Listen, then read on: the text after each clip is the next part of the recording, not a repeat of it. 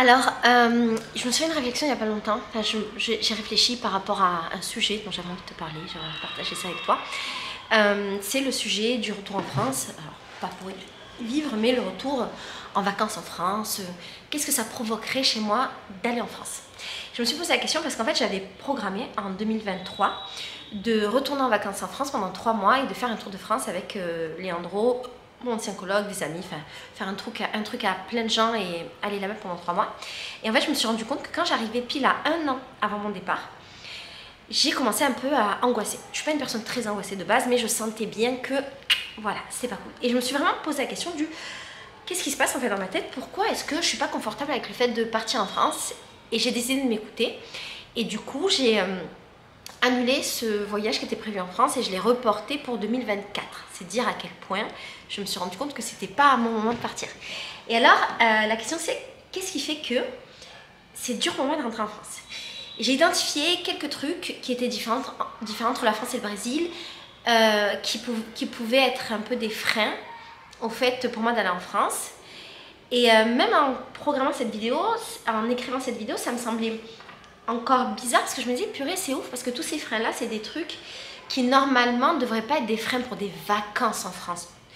Et j'ai pas réellement la réponse au final de tout ça sur pourquoi est-ce que je suis tant réticente à l'idée de quitter le Brésil. Je vais te parler de tous ces points-là et à la fin de la vidéo, on va essayer ensemble de comprendre ou pas, peut-être ça restera suspendu, de comprendre qu'est-ce qui fait que c'est si difficile pour moi. Déjà, quand je pense à la France, un des premiers trucs qui est très difficile pour moi, c'est d'imaginer arriver en France, poser un pied dans l'aéroport français et avoir un gros choc culturel, d'avoir des gens qui ne soient pas souriants et avenants. Même déjà en montant dans l'avion, s'il y a plein de Français, de ne pas être en contact avec des gens très souriants et avenants. J'ai eu ce choc-là quand j'étais revenue d'Inde, j'avais passé... j'ai voyagé pendant presque 1 an, durant lesquels j'étais en Asie, j'étais en Thaïlande, au Laos, en Inde, j'étais restée super longtemps en Inde. Et quand je suis rentrée en France, vraiment ce qui m'a choquée en arrivant à l'aéroport de Paris, c'est que les gens n'étaient pas sympathiques. Déjà dans l'avion, les gens n'étaient pas très sympathiques et ça avait été un gros choc parce qu'en fait, dans ces pays-là, les gens sont particulièrement souriants, avenants, gentils, tout ça. Et donc c'était un peu difficile pour moi d'avoir quelque chose de si différent. Du coup, ça, ce serait mon premier choc. Le deuxième choc, je pense, ce serait d'arriver dans un endroit où tout est parfait, tout est organisé, des rues toutes belles et tout. Les Brésiliens, ils rêvent de ça. En fait, quand ils arrivent en France, un des premiers trucs qu'ils font, c'est faire des stories sur nos rues françaises qui sont si bien organisées.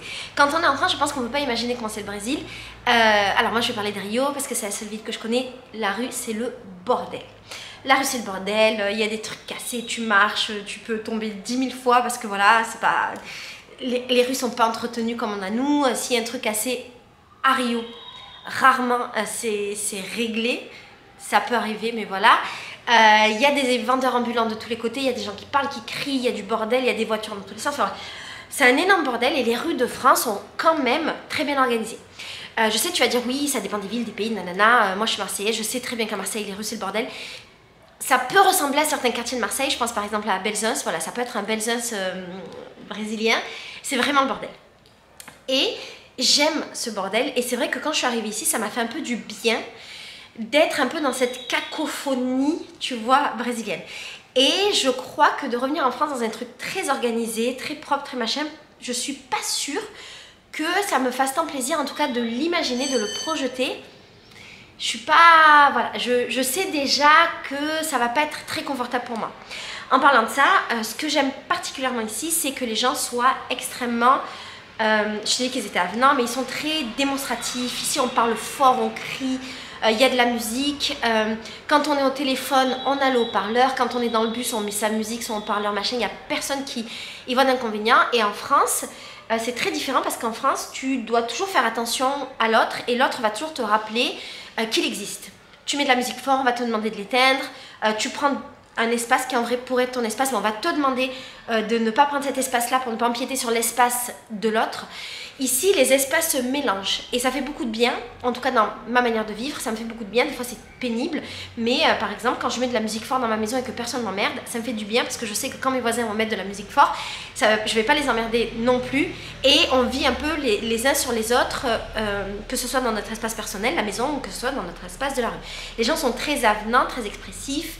Et c'est assez normal quand je croise une copine d'être hyper heureuse, de crier, de lui faire des câlins.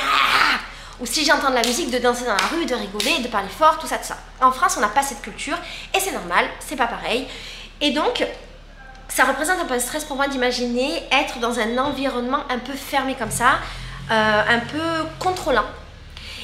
Et je crois que ça fait partie des raisons pour lesquelles je n'ai pas envie de passer du temps en France après avoir passé 6 ans dehors de la France et 5 ans au Brésil. Je crois qu'un autre petit truc, mais vraiment c'est un détail, mais j'avoue que revenir dans des villes qui ne soient pas, comme ici à Rio, une forêt tropicale, j'avoue que ce sera un peu difficile pour moi. Je me suis beaucoup habituée à voir de la nature partout, et d'ailleurs les Français quand ils arrivent à Rio sont très choqués en fait par la présence de la nature. Elle fait partie de la ville.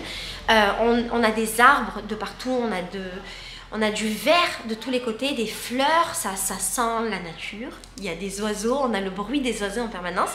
Et j'avoue que m'imaginer retourner dans des villes françaises très grises, c'est difficile. Ceci étant, j'ai bien conscience que si je vais en France dans des petites villes, machin, ce sera différent. Mais quand même, ça va créer un contraste très fort. Et ça m'angoisse un tout petit peu. Évidemment, de ne pas avoir des gens qui chantent et qui dansent de tous les côtés, c'est pas si facile. Ici à Rio, il y a de la musique partout. D'ailleurs, dans la rue, il y a de la musique partout. Et ça aussi, ce serait très très dur pour moi en France de remarcher dans des rues où il n'y a pas de son. J'aurais peut-être l'impression, je sais pas, d'une ville morte. Il y a de la musique partout. Dans mon quartier, il y a toujours quelqu'un qui joue un instrument. Tous les bars ont de la musique qui sort, les restaurants ont de la musique qui sort. Ici à Rio, on a des groupes de musique partout, en permanence, tout le temps. Et même les magasins, les magasins sont plutôt ouverts et donnent sur la rue. Il y a toujours beaucoup de musique qui sort des magasins. Il y a toujours des gens qui chantent quelque part. Enfin bref, c'est très animé en permanence. C'est la culture brésilienne. De ne pas retrouver ça, l'animation, la musique, les gens qui parlent fort, tout ça, je sais déjà que ça va être un choc culturel pour moi et que ça va être assez difficile parce que également j'étais très extravertie en France. Je suis devenue encore plus extravertie. Quand je suis dans la rue, je chante. S'il y a de la musique, je chante et je danse et il n'y a aucun problème. Je sais très bien qu'en France, il y a beaucoup de jugements et beaucoup de regards de la part des Français parce qu'on n'est pas habitué, parce que les Français sont assez jugeants et donc ça c'est compliqué. On arrive à la question du jugement. Ce qui serait difficile aussi pour moi en France, c'est la liberté du corps. Et réellement, tu vois, quand je me suis dit que j'allais aller en France, je me suis posé la question de putain, comment je vais faire pour m'habiller? Parce qu'ici, je peux m'habiller comme je veux. Je peux être l'été notamment en micro-short avec le cul à moitié à l'air et en haut un haut de maillot, et c'est une tenue normale de la vie. J'ai des habits qui peuvent être transparents. Et il n'y a aucun problème. Je suis d'ailleurs habillée très souvent très court et pas très habillée, les Brésiliens aussi, parce que voilà, on est dans un pays chaud, dans un pays tropical, il y a cette culture, machin. En France, ce n'est absolument pas possible. Je me souviens du dernier traumatisme que j'ai eu en France, où c'était justement après mon voyage en Asie. Ce qui est marrant parce qu'en Asie, je faisais quand même attention à mes tenues, et notamment en Inde, tu peux pas t'habiller comme tu veux. Mais quand même, j'avais eu un choc parce que j'avais à l'époque un haut qui était très ouvert derrière et qui était assez libre sur le côté, enfin qui allait jusque là, bref. On voyait tout mon dos. Tout mon dos était libre et je me souviens d'avoir eu des réflexions des gens et que ça m'avait un peu choquée. Alors qu'encore une fois, je venais de pays qui étaient un peu plus pudiques que là où je suis. Et donc maintenant, toute ma garde-robe, elle est très brésilienne. Ma manière de porter le vêtement aussi est devenue très brésilienne. Et ce serait assez dur pour moi de devoir réfléchir à l'inverse, du genre, bon, je vais dans tel endroit, comment est-ce que je m'habille, qu'est-ce que je peux porter en fonction de telle et telle situation, est-ce que ça va choquer les Français, tout ça. Je sais déjà que ça va me saouler et j'ai hyper la flemme. Ce qui m'amène à parler du harcèlement de rue. Ici à Rio, on n'a pas vraiment de harcèlement de rue. Ça ne veut pas dire que les mecs c'est des anges, on a plein d'autres problèmes, mais on n'a pas de harcèlement de rue et on s'habille comme on veut. Et donc, ce harcèlement de rue, ces mecs qui viennent te draguer toutes les 2 minutes, ça n'existe pas ici, d'être dragué dans la rue. Je sais très bien que ça va être difficile pour moi et ça m'angoisse d'avance en fait de retourner dans des rues françaises, également de confronter Leandro à ça. Ça m'angoisse parce que je sais que pour lui ça va être un choc culturel parce qu'il n'a pas l'habitude en fait que des mecs regardent ou parlent mal de sa meuf parce que ça ne se fait pas. Je pense bien qu'il va pas tout comprendre, même s'il comprend quand même très bien le français. Je pense bien qu'il va pas s'embrouiller avec les gens, c'est pas son caractère, mais je me sens pas qu'il se sente pas bien, tu vois. Et également mes copines brésiliennes, donc Sandra, Lorraine, mes ex-colocs qui sont très brésiliennes. J'ai déjà peur de ce qu'elles vont ressentir ici quand elles vont être naturelles dans la rue, pour toutes les raisons que j'ai évoquées, et en plus le harcèlement de rue. J'ai déjà peur de ce qu'elles vont ressentir, et je sais très bien comment ça va être, je sais très bien qu'on va se faire emmerder, je sais très bien qu'il y a des mecs qui vont nous suivre, je sais très bien qu'il y a des mecs qui vont nous essayer de nous draguer, nous demander nos numéros, peut-être nous insulter, tout ça, tout ça. Moi, je suis habituée à ça parce que je suis française, elles sont pas habituées parce qu'elles sont brésiliennes, et ça me fait déjà mal au cœur de ce qu'elles peuvent ressentir. Je dis ça parce que j'ai parlé avec plein de Brésiliennes qui étaient allées en France, soit qui ont vécu en France, soit qui sont allées là-bas en vacances, et c'est le premier truc qui revient tout le temps. Elles me disent que c'est insupportable dans la rue et que c'était très difficile pour elles d'être qui elles sont normalement dans la rue et de s'adapter aux hommes français. Ce qui va être difficile aussi pour moi, c'est la question de la chaleur humaine. Ici, on se fait des câlins en permanence. Je vois quand les Françaises arrivent dans ma maison qu'elles sont beaucoup plus froides, et c'est normal, on n'a pas la même culture, qu'elles font pas de câlins, qu'elles font la bise, qu'il y a un truc, et je travaille avec des Françaises et des Brésiliens tous ensemble, et c'est ce que les Brésiliens me disent beaucoup, à savoir que vraiment il y a une grande différence de chaleur humaine, et c'est pas une critique, voilà, les Brésiliens savent très bien que c'est une différence culturelle, mais moi je me suis beaucoup habituée à cette chaleur humaine, et j'étais déjà un peu comme ça, tu vois, à la base je suis la meuf qui fait des câlins, des bisous à toute l'humanité, et donc de revenir en France et de me réhabituer à des gens qui, comme je le disais en début de vidéo, sont pas sympathiques, me font pas des câlins, me font la bise, sont distants, tout ça, je sais déjà d'avance que ça va être compliqué, et ça me crée une petite angoisse, parce que j'ai pas envie de m'adapter à ça. Ici, j'oblige les gens à faire des câlins, vraiment, j'oblige les gens dans les commentaires qui sont venus dans ma maison, dites-leur, j'oblige, mais en France, je peux pas obliger les Français à s'adapter à moi. Donc ça va être compliqué. Et puis également, je pense que dans la vie du quotidien, des petits trucs vont me manquer. Ça fait quand même 6 ans que je suis là, et si je passe 3 mois en France, parce que c'est mon but de passer 3 mois en France, faire tout le tour de la France et notamment des petits villages, je crois que tous les petits services du quotidien du Brésil vont beaucoup me manquer, et que je vais devoir me réadapter, et j'ai trop la flemme de me réadapter. Il y a beaucoup de choses qui sont extrêmement faciles ici. J'en parle dans plein de vidéos, tu le vois dans mes vidéos vlog. Par exemple, on communique par WhatsApp pour à peu près tout. En France, c'est différent. Ici, je veux prendre un rendez-vous avec un docteur, je lui envoie un message sur WhatsApp, j'ai un rendez-vous le lendemain. En France, c'est pas le cas. Je veux communiquer avec un magasin pour avoir des horaires d'ouverture, je dis n'importe quoi, c'est des exemples pétés. J'envoie un WhatsApp au magasin, j'ai besoin de me déplacer, j'appelle un mototaxi, j'ai besoin d'une livraison de médicaments à 2 h du mat. Je me fais livrer mes médicaments à 2 h du mat. Enfin bref, il y a plein de services ici qui facilitent énormément la vie, qu'on n'a pas en France. En France, il y a d'autres choses qui facilitent la vie, mais moi, je me suis habituée à ce qui facilite la vie ici. Du coup, je me dis, ah, ça va être tellement compliqué, tellement compliqué. Il y a un autre truc auquel j'ai pensé également, c'est qu'on va faire 3 mois de route, et je vais conduire. Et également, je vais devoir me réhabituer au code de la route français. Alors, je conduis pas au Brésil, hein, donc je ne me suis pas déshabituée réellement. Mais ici, c'est quand même très laxiste. Ici, t'as pas la ceinture. Bon, il n'y a pas trop de contrôle de police. On n'a pas vraiment de sécurité routière. Je crois dans la théorie, il y a, mais dans les faits, il n'y en a pas. La police, elle a autre chose à faire. Elle a des gros problèmes à régler, donc pas cela. Du coup, que tu aies ta ceinture ou pas, tout le monde s'en fout. Que tu aies ton téléphone dans la main ou pas, tout le monde s'en fout. J'ai vu qu'il y avait une loi qui était passée depuis que je suis partie qui dit que tu peux plus mettre la musique très fort dans ta voiture, sinon tu peux avoir une amende. Je crois que tu peux plus manger aussi si tu conduis parce que tu peux avoir une amende. J'ai conscience du fait que tout ça fait qu'il y a moins de gens qui meurent sur la route qu'en France. Je suis absolument d'accord avec ça. C'est juste que devoir me réhabituer à toutes ces règles, tout ça, ça me donne un peu la peur, sincèrement, la peur de conduire et de mal faire. J'ai plein de souvenirs de la police qui t'arrête pour des toutes petites raisons et qui te met des tonnes d'amendes. Et moi, j'ai peur d'avoir ça parce que je suis tellement déshabituée au système français que je connais plus le code de la route français, je connais plus les règles. Et donc, ça va être un peu compliqué. Voilà. J'avais pensé à un autre truc aussi. Est-ce que je me réhabitue à la nourriture? Non, je rigole, je vais me réhabituer à la nourriture. C'est le seul truc qui me manque de France. Je veux manger du manger français. Au-delà de ça, il y a un truc dont je me suis... Enfin, un truc sur lequel j'ai réfléchi, qui est peut-être un peu moins pratico-pratique que ces trucs-là, c'est que je crois que c'est difficile pour moi de rentrer en France, même en vacances, parce que c'est un grand retour en arrière. Et j'ai laissé des choses en France derrière moi, j'ai laissé mon ancien mari, j'ai divorcé. Farid et moi, on ne s'est pas revus depuis 5 ans, depuis plus de 5 ans maintenant. Et je sais pertinemment que ce serait assez difficile pour moi de retourner un peu dans ma vie, de revoir Farid, sa famille, tout ça, ce que je ferai, parce que bien entendu, c'est une des premières personnes que je vais aller voir quand je vais être en France. Mais de me reconfronter à ça, c'est un peu comme faire un grand retour en arrière et se confronter à son passé. Je pense que j'ai réglé beaucoup de choses par rapport à tout ça et Farid et moi, on est très amis depuis notre séparation. Mais voilà, il y a des gens de sa famille que j'ai pas revus.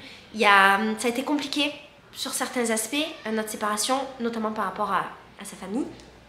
Il y a une partie de sa famille avec laquelle je m'entends très très bien, une autre partie de sa famille avec laquelle je m'entends moins bien parce qu'on n'a plus communiqué depuis. Du coup, ça me fait un petit peu peur, tu vois, de me reconfronter à ce genre de choses. En même temps, Également, je suis très excitée, très contente de revoir mes amis, mais j'ai tellement changé que je me pose la question, est-ce que ça va matcher? Je crois que oui.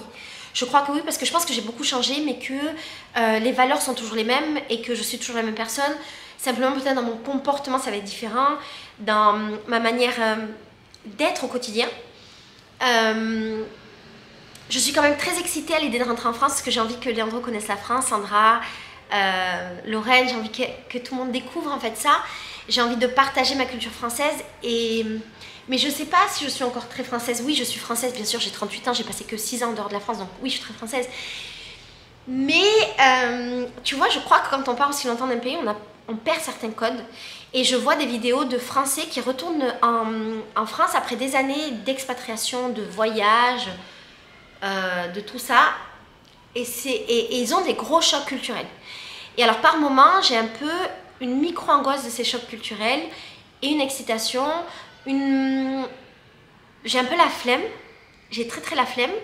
Et j'ai surtout la flemme de réactions qui seraient tellement différentes de ce que je pourrais avoir ici. Tu vois que j'ai la flemme ou d'imposer qui je suis maintenant et ma manière de vivre et la manière de vivre des gens avec lesquels je suis, ou de devoir expliquer, ou de devoir m'adapter. Donc il y a beaucoup de ça. Voilà. Et donc je me suis posé la question, du coup, c'était ce que je disais en début de vidéo, comment je me sens avec le fait de retourner en France. Je trouve que pour l'instant je ne suis pas prête. C'est vraiment bizarre parce que il y a tellement de Français qui sont trop heureux de retourner en vacances en France.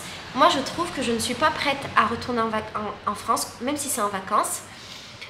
Je ne suis pas prête à laisser le Brésil. Je ne suis pas prête encore à quitter ma maison pendant plusieurs mois, par exemple. C'est pas mon moment, c'est trop tôt, trop jeune. Donc, je ne suis pas capable. J'ai la sensation aussi que c'est trop tôt pour moi de laisser Rio. C'est drôle, hein? J'arrive pas à rester loin de Rio, mais de manière générale, tu vois, j'arrive même pas à voyager dans le Brésil réellement parce que j'ai du mal à rester loin de ma ville. Et ça m'angoisse en fait quand je suis loin de Rio. Et donc de m'imaginer à 9000 km, c'est super dur pour moi. Ça me crée toujours une sensation comme si j'allais perdre quelque chose, alors qu'en fait tu perds rien. Mais Rio a quelque chose de très attrayant, ça se dit attrayant en français, de quelque chose qui t'attrape, qui t'aimante et qui te crée un peu ce sentiment que tu vas toujours perdre quelque chose, parce qu'il y a toujours quelque chose, il y a toujours un nouveau festival, le carnaval, le nouvel an qui est ouf, les fêtes de juin qui sont ouf, il y a toujours un truc en fait qui fait que tu vas perdre quelque chose quand tu pars. Si je pars en France, je sais que je vais perdre les fêtes de juin qui sont mes fêtes préférées. Et en même temps, Rio sera toujours Rio, et ces fêtes-là auront lieu tous les ans, et ce que je perds une année, je la retrouve l'année prochaine. Tu vois, donc c'est un peu un truc... c'est un peu fou en fait, c'est un peu un truc schizophrène de tu sais très bien que et en même temps, je sais pas si le mot c'est schizophrénique, mais tu sais très bien que tu vas pas perdre, mais en même temps tu as terriblement peur de perdre, du coup qu'est-ce que tu fais? Tu es dans ce truc un peu dans un entre-deux. Je suis pas prête encore, je suis pas encore prête de rester loin des Brésiliens, de rester loin de l'énergie brésilienne. C'est très dur pour moi d'imaginer ça. Et donc c'est pour ça que j'ai repoussé mon voyage à 2024. Normalement, si tout va bien en 2024, je viens en France. Je passerai en France avec Leandro, Sandra, Lorraine, Danone, que certaines connaissent, qui est un de mes chauffeurs, qui va venir en vacances avec nous, la meuf de Danone. Et je compte revoir tous les Français que j'aime. Je pense que ça me fera du bien. Tous les Français que j'aime et qui sont passés par ma maison.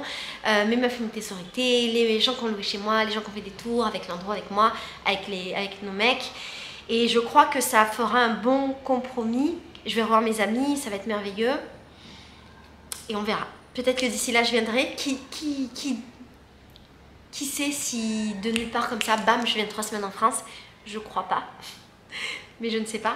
Je suis très curieuse de savoir si toi, tu es déjà partie vivre très longtemps en France, ou si en dehors de la France, pardon, si tu vis en dehors de la France, si tu as déjà eu ce sentiment-là, cette difficulté d'imaginer reposer un pied en France. Parce que moi, je connais personne qui est ça. Et même si mes copines qui voyagent, par exemple Virginie, des sous-titres, elle est en France en ce moment, même si elle a hâte de revenir, elle est quand même contente d'être en France. Et quand elle va en France, elle est contente. Tous les gens que je connais sont contents d'aller en France. Je suis la seule à vraiment avoir comme un rejet, une peur, un truc viscéral, tu vois.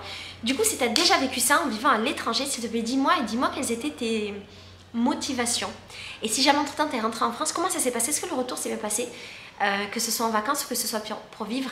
J'ai aucunement l'intention de vivre en France et j'espère de tout mon cœur que je ne vivrai plus jamais en France parce que ma vie je l'ai construite ici et que cet environnement me convient parfaitement, mais on n'est jamais sûr du lendemain. Mais voilà, je suis très curieuse d'avoir votre expérience sur la question. Voilà, je vous fais des gros bisous. J'avais envie de partager ça parce que ça fait un moment que ça tourne dans ma tête. Et j'espère qu'on va pouvoir échanger sur la question dans les commentaires.